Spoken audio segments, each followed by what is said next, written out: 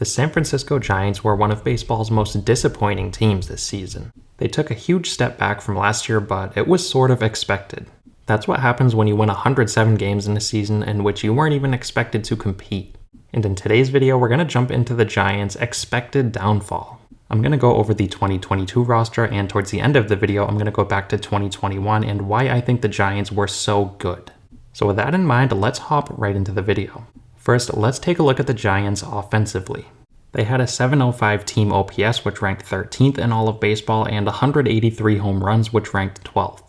They were pretty good, but not great. Wilmer Flores put together a pretty solid season as he hit .229 to go along with 19 home runs and 71 runs driven in.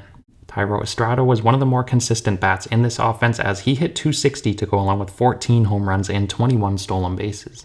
Joc Pederson provided some pop as he hit .274 to go along with 23 bombs. Mike Yastrzemski had a bit of a down year as he only hit .214 to go along with 17 home runs. Brandon Crawford had a huge decline in production this year as he only hit .239 to go along with 9 home runs. Brandon Belt battled injuries most of the season, and when he was healthy he wasn't too great as he only hit .213 to go along with 8 home runs. Joey Bart, who was once a top prospect, hit .215 and had 11 home runs. J.D. Davis hit .248 to go along with 12 home runs. The once great Evan Longoria hit .244 to go along with 14 bombs. And they also had Luis Gonzalez and Austin Slater, who had some pretty solid production offensively. So like I said earlier, this team was all around okay offensively. They weren't bad, but they also weren't very good. Now let's take a look at their starting pitching. They had a 3.85 team ERA, which ranked 13th in all of baseball. Carlos Rodon was a clear-cut ace of this staff as in 178 innings he posted a 2.88 ERA to go along with 237 strikeouts. Logan Webb put together another great season as in 192 innings he had a 2.9 ERA to go along with 163 strikeouts. Alex Wood wasn't necessarily the most consistent pitcher in the world as in 131 innings he posted a 5.1 ERA. Alex Cobb, on the other hand, was pretty good as in 150 innings he had a 3.85 ERA to go along with 151 strikeouts. And finally, Jacob Junis in 112 innings posted a 4.42 ERA.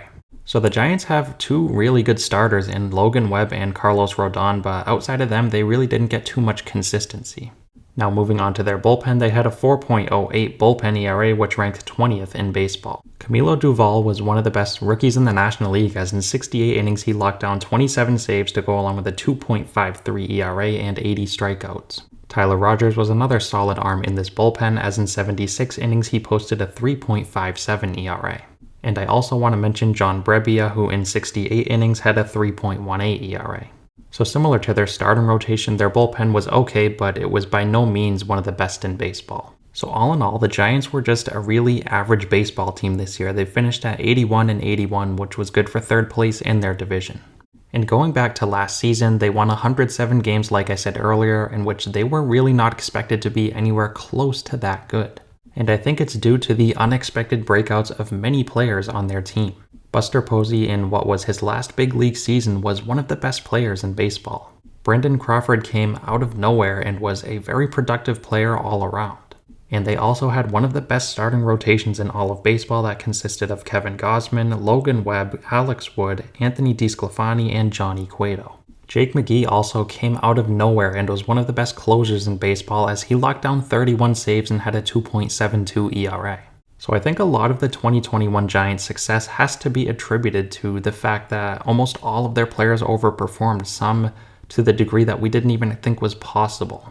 They had the best bullpen ERA in baseball, the second best team ERA, and offensively they had the fourth best team OPS and had the second most home runs. So with how good the Giants were last year, I think it's sort of unfair to this year's team, as pretty much everyone knew they were going to drop off this year, but either way it was going to be labeled as a down season for San Francisco considering how good they were last year. Even I expected the Giants to be a lot better than 81 wins. I thought they were going to win 85-90 and at least be competing for a playoff spot.